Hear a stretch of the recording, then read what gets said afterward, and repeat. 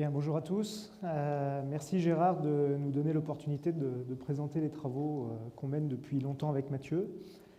Donc l'exposé qu'on va vous faire aujourd'hui porte sur le prototypage virtuel de systèmes sur puce, avec un intérêt particulier pour simuler ces systèmes de manière rapide, tout en restant fidèle. Donc je vais présenter la première partie de l'exposé, je laisserai la main à Mathieu dans la deuxième partie pour compléter l'exposé.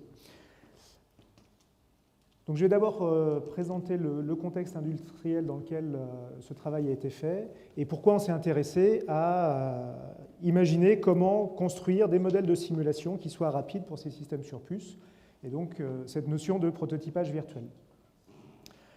Je donnerai un peu plus de détails sur qu'est-ce qu'on entend dans ST par prototypage virtuel, et j'illustrerai leur usage sur deux types d'activités. Et enfin, je présenterai quelques besoins qu'on voit apparaître qui sont encore scientifiquement difficiles et pour lesquels il y a encore du travail à fournir. Alors j'ai pris comme exemple une press release que ST vient de sortir là, au moment du CES Show début janvier, où on a annoncé une nouvelle architecture pour traiter essentiellement les circuits, donc tout ce qui est set-top box ou système connecté pour faire du multimédia à la maison et servir de passerelle entre en gros l'Internet et puis votre réseau domestique. Donc qu'est-ce qu'on va trouver dans ce genre d'architecture? On va trouver tout un tas de blocs compliqués avec des processeurs qui sont maintenant de plus en plus des processeurs 64 bits. Donc ça tire plein de conséquences sur la manière de développer le logiciel, sur la manière de gérer l'adressage dans les systèmes. On va trouver des systèmes d'encodage vidéo haute performance. On a des contraintes assez fortes sur tout ce qui est performance et en particulier sur la gestion des volumes de données. Donc vous avez entendu parler de la télé 4K, on s'intéresse de plus en plus à faire de l'ultra haute définition, avec des exigences en termes de vitesse. Je suis un peu trop. Hop. Voilà, c'est mieux ici? OK. Donc du 4K, ultra haute définition à 60 images par seconde. Donc vous imaginez du point de vue architectural ce qu'il faut prévoir pour supporter ce genre de débit. On a aussi des contraintes liées à la sécurité dans les systèmes, puisqu'on veut faire de la vidéo à la demande, on va recevoir des flux qui sont encodés, donc il faut s'assurer qu'on sait donner accès à ce contenu seulement si vous avez les bonnes conditions contractuelles, de paiement et ainsi de suite. Et puis ces systèmes, évidemment, s'interfacent avec... micro d'ordinateur, on a des échos? Non, je n'ai pas de micro d'ordinateur, non. Ou alors peut-être que je parle un peu moins fort, peut-être aussi. Donc on doit interfacer ces systèmes évidemment avec des télés, avec d'autres périphériques, et donc on doit aussi gérer pas mal d'interfaces qui aussi ont des exigences de débit. Par exemple, pour l'HDMI, on arrive à avoir du 6 gigabits par seconde et par canal, donc il va falloir que du point de vue de l'architecture, on dimensionne tout ça correctement. Un système sur puce, c'est beaucoup de blocs matériels, mais c'est aussi beaucoup de logiciels, et de plus en plus de logiciels embarqués. Alors évidemment, on pense au système d'exploitation, mais aussi il y a toute une série de couches logicielles intermédiaires pour gérer la vidéo, l'audio, tout ce qu'il faut pour activer les différentes fonctions du système, ainsi que tous les pilotes bas niveau, donc souvent c'est ce qu'on appelle les drivers, qui sont donc du logiciel très bas niveau qui a une adhérence sur le matériel, et où on va vouloir implémenter tout ça pour s'assurer que le système fonctionne bien. De plus, ces systèmes sont tellement compliqués qu'on intègre donc un grand nombre de blocs qui peuvent eux-mêmes être hiérarchiques.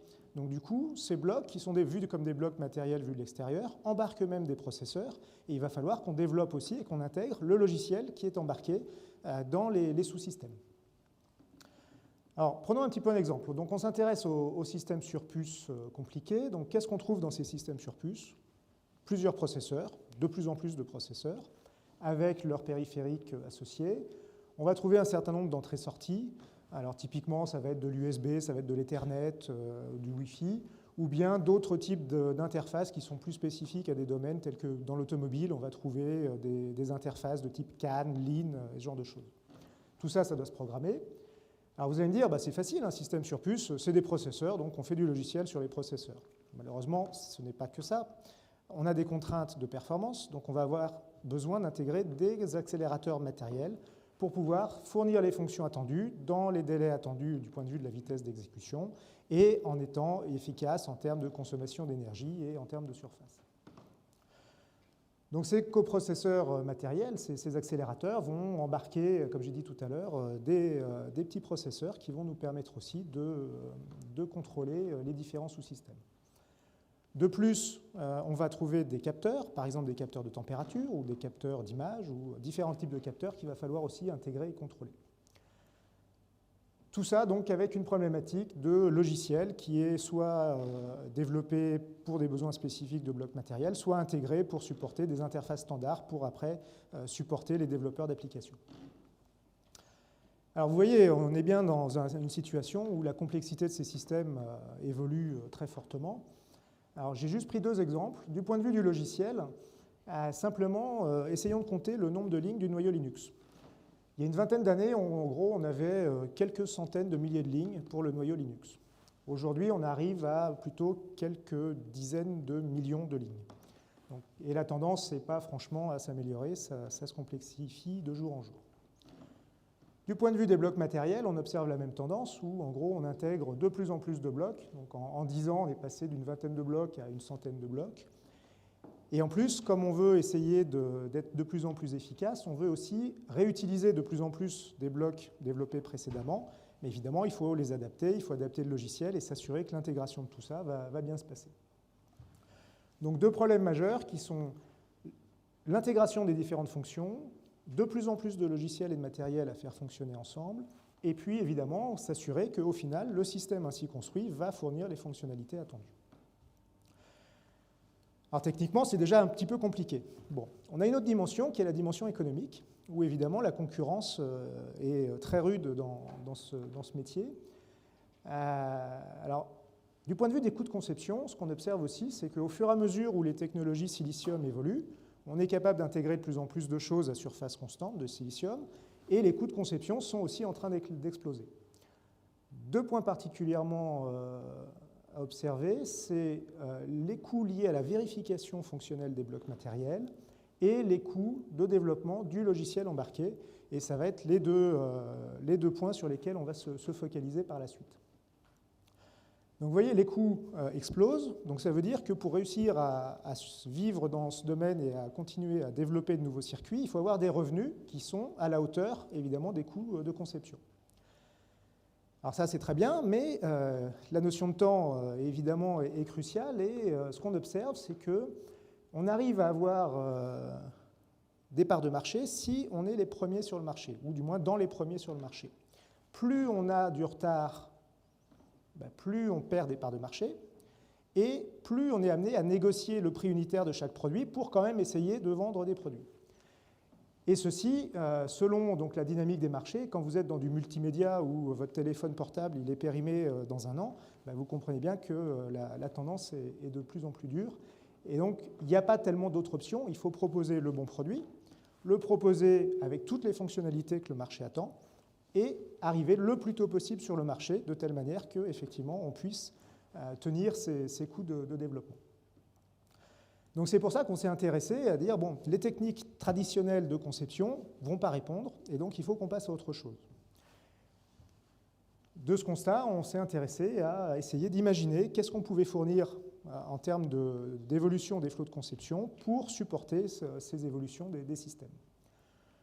Donc on va s'intéresser au prototypage virtuel, et essentiellement ce qu'on va considérer, c'est on a une spécification de notre système, on a une réalisation de ce système, et ce qui nous intéresse, c'est de comprendre, effectivement, de valider que la réalisation est conforme à la spécification du point de vue de la fonctionnalité et du point de vue des performances au sens large. Ça peut être, est-ce que effectivement mon système va être capable de faire de la télé 4K à 60 images secondes, donc performance temporelle, mais également performance du point de vue de ce que j'appellerais des paramètres extra-fonctionnels, du point de vue des ressources, donc en particulier tout ce qui est gestion de l'énergie, gestion de la température.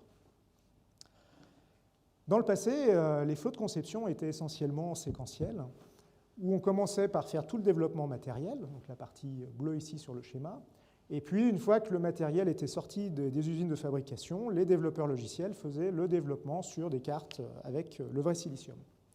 Et donc, l'intégration logiciel-matériel se faisait extrêmement tard dans le flot de conception. Alors, petite difficulté, vous avez vu tout à l'heure, le coût de faire de la vérification fonctionnelle des blocs matériels a augmenté. Ce qui se passait dans le passé, c'est qu'en gros, on attendait d'avoir le RTL disponible, et puis on développait l'environnement de test sur le RTL, et on faisait les tests une fois que le RTL était disponible. Donc ce n'était pas très, très efficace. De la même manière, codage logiciel se faisait assez tard, et donc ça, c'est un problème. Ce qu'on aurait envie, c'est, à partir d'une spécification où l'architecture est connue, c'est pouvoir paralléliser les développements logiciels et matériels. Et donc c'est en ça qu'on a proposé cette nouvelle approche de prototypage virtuel, où l'idée essentielle, c'est de dire je vais faire des modèles de mon système qui doivent être disponibles suffisamment tôt pour permettre cette activité en parallèle de développement matériel et de développement logiciel, et de pouvoir valider en avance de phase sur un modèle de simulation les différentes étapes de conception de mon système. Ça va évidemment nous permettre d'améliorer les interactions entre logiciel et matériel, du point de vue de l'intégration, du point de vue de la technique, mais également ça va nous permettre de faciliter les interactions entre les différentes communautés qui participent au développement d'un système sur puce.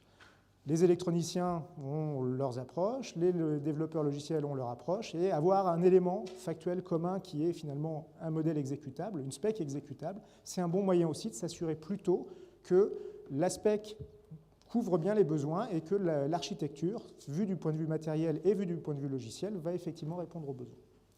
Donc ça va nous donner une référence commune pour les différents métiers qui participent à ce développement.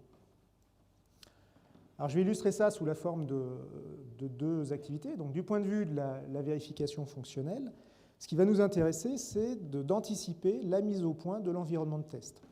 Donc essentiellement, ce qui va nous intéresser pour valider un bloc matériel, ça va être de faire un modèle de référence. Donc on va capturer la fonctionnalité du bloc. On va représenter la manière dont ce bloc interagit avec l'extérieur, donc essentiellement au travers de registres. Et puis toutes les interfaces de communication, bus, interruption ou autre type de communication. Alors ça, c'est très important parce que ça va nous donner un modèle de référence. C'est une très bonne opportunité de désambiguiser la spécification qui aujourd'hui est écrite en langage naturel. Donc on va pouvoir identifier très tôt des points qui nécessitent d'être un petit peu raffinés dans la spécification. Et puis le fait de faire ce modèle dès que l'architecture est connue, ça va nous permettre aussi d'avoir un modèle qui est disponible le plus tôt possible, et en tout cas avant la disponibilité du RTL. On s'intéresse ici à un modèle d'architecture, pas un modèle de micro-architecture. Donc c'est pour ça que le modèle va pouvoir être fait assez aisément, en dépensant pas trop d'efforts et en le mettant à disposition assez tôt. Alors traditionnellement, quand on fait de la vérification fonctionnelle, on s'intéresse à une approche par simulation, on va faire du test, où on va écrire essentiellement des tests qui vont être écrits en C, qui vont tourner sur un modèle de processeur, et puis étant donné des stimuli, on va exciter le modèle de référence et obtenir une trace. Cette trace, ça va être nos données de référence, qui vont nous permettre après de valider que l'implémentation est conforme à ce modèle de référence. Donc, une fois que le RTL va être disponible, je vais venir débrancher mon modèle de référence, le substituer par le modèle RTL. Alors évidemment, on va devoir gérer sûrement un petit peu la différence de niveau d'abstraction. Donc on va être amené à insérer des petits blocs qu'on appelle des transacteurs pour gérer la connexion à l'environnement de test. Et on va rejouer les mêmes scénarios de test avec les mêmes stimuli et observer une deuxième trace, et on va comparer ensuite la trace avec la trace de référence. Donc ça va nous permettre de valider les blocs RTL. Et ce qui est tout à fait sympathique dans cette démarche-là, c'est qu'on va pouvoir exécuter cet environnement de test dès que les blocs RTL sortent de l'étape de design. Donc ça nous permet d'anticiper des choses et soit de réduire la durée de la phase de vérification, soit, si on a besoin, de passer autant de temps, mais en faisant plus de tests et en validant de manière plus complète les blocs qui nous intéressent. Deuxième cas d'utilisation, c'est le développement logiciel, où là, on va se mettre dans une autre perspective. Développer du logiciel embarqué, comme tout développeur logiciel, on a envie de débugger. Débugger, ça veut dire exécuter l'ensemble des couches logicielles, système d'exploitation, couches intermédiaires, driver bas niveau, et tout ça doit pouvoir se simuler et s'exécuter dans un délai compatible avec une opération de debug interactive. Donc ça veut dire qu'il faut simuler suffisamment vite pour pouvoir poser des points d'arrêt, inspecter les valeurs de variables, avoir l'observabilité requise qui va permettre au développeur logiciel effectivement de faire son travail de debug et d'intégration. Alors du coup, vous voyez bien que de tels modèles, on ne nécessite pas forcément d'être précis du point de vue de la micro-architecture des blocs. Ce qui nous intéresse, c'est que les modèles qu'on utilise répondent de la même manière que la vraie machine. Donc du point de vue des interfaces, des bus, des registres, mais la manière dont l'implémentation est faite dans les blocs matériels n'est pas forcément importante de ce point de vue-là. Et ça tombe bien parce que du coup, on va pouvoir réutiliser les modèles de référence qu'on a développés à l'étape précédente. Par contre, on va avoir un besoin de représentativité qui est très fort, dans le sens où anticiper le développement du logiciel embarqué, c'est très bien, mais si, quand on reçoit le silicium, on est obligé de recoder le logiciel parce que finalement, le modèle de simulation n'est pas aligné avec la fonctionnalité qui est dans le vrai produit, bah, on a tout perdu. Donc, il est important de s'assurer que ces modèles sont représentatifs de telle manière que le modèle, le logiciel, on pourra l'utiliser une fois qu'il a été mis au point sur ces modèles de simulation. Et l'expérience montre dans la vraie vie des projets que finalement, une fois qu'on a fait cette étape, eh bien, le portage sur le vrai silicium, ça nécessite quasiment aucun effort et c'est prêt dans les heures ou au pire une journée après avoir reçu le silicium. Et donc ça va vraiment nous permettre d'anticiper et de gagner énormément de temps dans les projets. Alors dans le passé, quand on a commencé toute cette activité, il y avait déjà plein de choses qui étaient faites à plein de niveaux d'abstraction. Et on voit bien que tous les modèles qui étaient proposés jusque-là ne répondaient pas à ces besoins d'avoir des modèles qui soient rapides, qui simulent vite et qui soient faciles à écrire. À l'opposé, toute la partie algorithmique était évidemment aussi intéressante, mais on n'a pas dans les modèles algorithmiques la compréhension de l'architecture, ni de des adressages système. Donc il faut qu'on ait autre chose.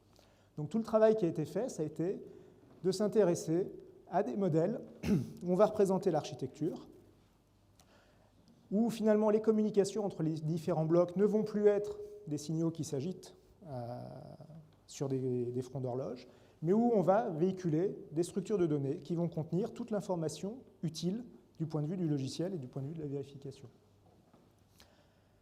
Ça va donc tirer aussi un certain nombre de conséquences sur la manière d'écrire les modèles, et en particulier, donc on va s'intéresser à des modèles d'architecture qu'on écrit dans notre domaine en système C.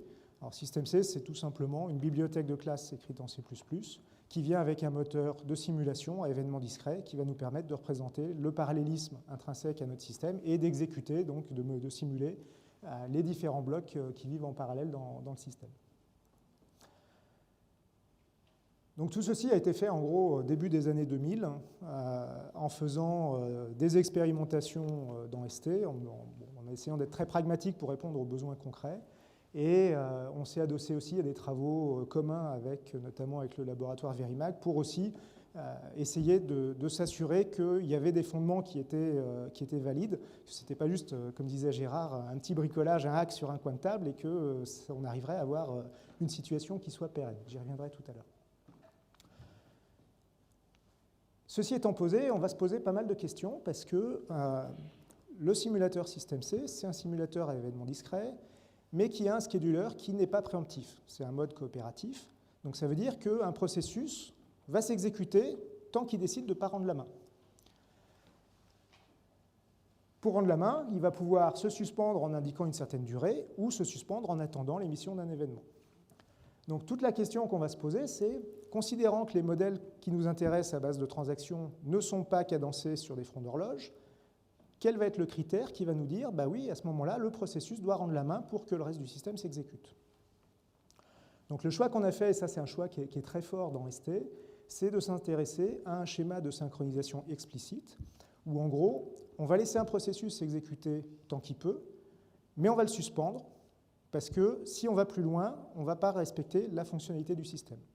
Donc typiquement, ce qu'on va appeler point de synchronisation explicite, ça va être des accès à des registres, par exemple, qui vont déclencher des effets de bord, qui vont altérer d'autres blocs. Donc typiquement, accès à des registres de contrôle, accès à des registres de status. Là, il faut qu'on suspende l'exécution du processus pour donner la chance à un autre processus de s'exécuter. Dans certains cas, on peut avoir aussi des adresses mémoire qui sont utilisées pour synchroniser deux processeurs, ou du code qui tourne sur plusieurs processeurs. Donc il va falloir aussi rendre la main à ce moment-là. Et puis la génération des interruptions est aussi une autre cause pour suspendre l'exécution des processus.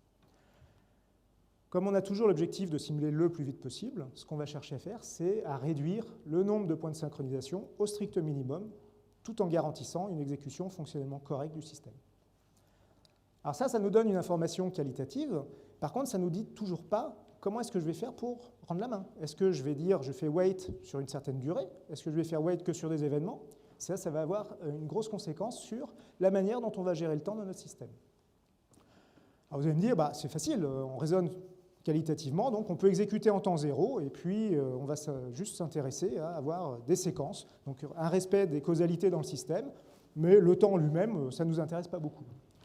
Alors, c'est plus ou moins vrai, mais pas complètement. On va quand même avoir besoin de représenter les séquences, bien sûr, mais comme nos systèmes, ils embarquent des timers, pour le debug, c'est quand même plus facile si, globalement, on est plutôt réaliste du point de vue du temps qui s'est découlé dans le système. Par ailleurs, on est dans des modèles qui sont avec un faible couplage temporel, donc on ne va pas vouloir raisonner sur des grandeurs absolues de temps pour se synchroniser. On a nos points de synchronisation, mais on ne veut pas que ces points de synchronisation ils soient étiquetés avec des valeurs absolues de temps. Donc ce qu'on va faire, c'est que essentiellement, on va travailler sur des annotations où on va cumuler des retards, où une transaction, par exemple, va circuler dans le système, et à chaque fois qu'on va passer dans un bloc, on va venir annoter en timing un temps, un délai, et on va cumuler ce délai au fur et à mesure de l'exécution. Du point de vue du temps simulé, on reste à t constant, et on n'a pas fait avancer le temps dans le scheduler, mais on cumule, et donc on va venir découpler l'exécution des différents processus.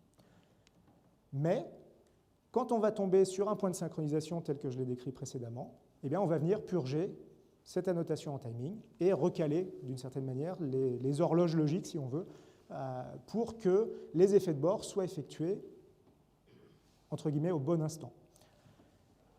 Par contre, comme on ne veut pas raisonner sur du temps absolu, l'annotation va se faire à base d'intervalles, de telle manière que, en moyenne, on observe un comportement temporel qui soit raisonnable et compréhensible pour les gens qui vont développer le logiciel, mais on va éviter de se synchroniser sur des grandeurs absolues pour garantir justement les bonnes propriétés de ce système. Et ça, c'est très important parce que ça va nous permettre aussi de valider le système dans des conditions qui ne sont pas vraiment les conditions nominales du point de vue temporel. Donc, on va pouvoir observer un petit peu les choses un petit peu avant ou un petit peu après ce qu'on observerait en moyenne sur le silicium, et ça nous permet aussi d'améliorer la validation et d'améliorer la robustesse du code ainsi développé. Alors, ce n'est pas que des slides, on a fait ça pour de vrai. Toute cette activité, elle a commencé il y a une dizaine d'années, et au final, donc, on a développé un kit de modélisation qui fournit toutes les primitives qui permettent de développer des modèles de systèmes sur puce s'appuyant sur cette approche. Donc on a développé ce qu'il faut pour développer un modèle. On s'est rendu compte aussi que les gens qui développent les systèmes, eux, leur souci, c'est de développer la set-top box, c'est pas de développer un modèle de bus ou un modèle de timer ou de DMA. Donc on a aussi développé toute une bibliothèque de modèles génériques qui sont des briques de base que les gens après peuvent utiliser pour assembler leur propre modèle de circuit, et ils se focalisent sur les modèles qui sont leurs blocs à eux dont ils ont besoin pour leur métier. Donc tout ça, ça a été déployé essentiellement depuis 2005. Aujourd'hui, dans la société, on a plus d'1 millier d'utilisateurs de ces technologies, et il y a plusieurs centaines de plateformes maintenant qui ont été développées et qui ont permis de développer des produits en utilisant ces technologies. Le fait de développer toute cette approche, ça nous a aussi construit une expertise qui est reconnue maintenant dans l'industrie, et ça nous a permis de participer de manière très active à tout l'effort de standardisation associé à ce prototypage virtuel. C'est important pour nous parce qu'on développe des systèmes, mais on est aussi amené à intégrer des IP qui viennent de l'extérieur. Donc, il est important aussi d'avoir des standards qui nous permettent d'intégrer des modèles, au même titre qu'on va intégrer de l'IP RTL. Il faut aussi qu'on puisse intégrer les modèles dans nos plateformes virtuelles, et donc avoir des standards de simulation qui nous permettent de faire facilement de l'intégration de modèles et d'avoir des interfaces standards entre les outils et les modèles. C'est important pour qu'on puisse effectivement être efficace. Donc on a participé de manière très active aux différents standards et la plupart du temps, en fait, on a fait une donation des briques technologiques qu'on avait développées en interne quand on pensait que ça avait un intérêt de les fournir comme base de standards. Alors maintenant, donc on voit que du point de vue fonctionnel, on maîtrise bien la chose, c'est connu, c'est stabilisé, on sait faire, mais il y a des nouveaux besoins qui apparaissent. Gérard, tout à l'heure, mentionnait les aspects multi-horloges. Dans les circuits modernes, eh bien oui, il y a pas mal d'arbres d'horloge avec des valeurs d'horloge différentes selon les sous-systèmes. Et on a également plusieurs domaines d'alimentation. Il faut qu'on s'intéresse au logiciel qui va venir programmer les différents sous-systèmes et s'assurer que fonctionnellement, on ne demande pas à un sous-système de faire une fonction si, par exemple, on a éteint l'horloge ou si on a réduit la tension d'alimentation pour économiser de l'énergie, mais qu'on se met dans un mode où fonctionnellement, on ne sait plus faire certains types de services. Donc il faut qu'on complète cette approche en capturant de manière intelligente les informations de fréquence, du point de vue fréquence de fonctionnement, pas modéliser des horloges, parce que sinon on va perdre la vitesse de simulation, et puis modéliser de manière intelligente les domaines d'alimentation, de telle manière qu'on puisse valider le logiciel du point de vue des modes fonctionnels qui ont des dépendances sur ces aspects-là, ainsi que les points de fonctionnement, donc essentiellement les couples tension-fréquence, qui vont être valides pour un circuit donné, et s'assurer que fonctionnellement, je sais effectivement exécuter différents services en fonction des points de fonctionnement de mon système. Donc on reste là dans une approche où on s'intéresse à la fonctionnalité qui a une dépendance sur des aspects extra-fonctionnels. Mais à moyen terme, ce qui nous intéresse aussi, c'est de regarder un coup plus loin et se dire, il y a du logiciel qui va permettre de piloter la régulation justement de l'aspect énergétique. On sait très bien qu'on a une dépendance entre énergie, entre consommation et température, et tout ça, généralement, est piloté par du logiciel de contrôle, qui aujourd'hui est mis au point quand le silicium est là. Et ce qu'on voudrait, c'est anticiper aussi la mise au point de ce logiciel de contrôle sur ces modèles de simulation. Donc pour pouvoir faire ça, essentiellement, ce qu'on va vouloir donc supporter, c'est de faire de la gestion dynamique de la consommation, de la gestion thermique dynamique. Et pour faire ça, on ne va pas avoir besoin que de modèles fonctionnels, mais on va aussi avoir besoin de modèles qui représentent ces fameux paramètres extra-fonctionnels. Et au final, donc, on va viser un couplage, prototypage virtuel fonctionnel et vue extra-fonctionnelle selon les différents points de vue qui nous intéressent. Donc, conclusion très partielle, on a été amené à faire évoluer ces flots de conception pour supporter cette nouvelle approche. Ça impacte énormément de choses parce que ça veut dire, du point de vue des organisations, il faut aussi adapter les organisations des projets pour développer ces modèles, être capable d'avoir un écosystème autour des modèles et pouvoir réutiliser ces modèles. Donc on a su déployer toute cette technologie depuis un certain nombre d'années et aujourd'hui donc c'est intégré à l'ensemble des développements de systèmes sur puces compliqués dans ST. Ce qu'on voit aussi, la tendance, c'est que c'est utilisé par les équipes internes, mais on voit de plus en plus dans l'industrie des demandes venant des clients extérieurs qui demandent aussi à avoir accès à des modèles de simulation pour qu'eux-mêmes puissent anticiper un certain nombre d'activités avant d'avoir le silicium chez eux.